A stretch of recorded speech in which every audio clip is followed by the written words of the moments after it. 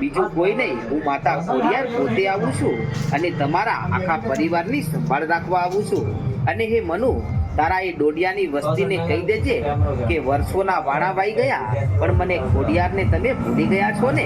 પણ એ ભાલની ભૂમિકા અને અડાળા ગામના એ તળબદા કોળીના ઘરે મારી ખોડિયારના ફળા પડ્યા છે, તો મારી આ ડોડિયાની વસ્તીને કહેજે કે સવારે એ ફળાને લાવી અને આ સાયલાની પવિત્ર જગ્યા ઉપર અને તારા ઘરના આંગણામાં મને ખોડિયારને બેસાડે. અને તારા પરિવારને કહી દેજે કે આજે ખોડિયારને એ અડાળા ગામની ભૂમિકા મૂકી અને આ સાયલા ગામના ડોડિયા પરિવારમાં આવીને બેસવું છે.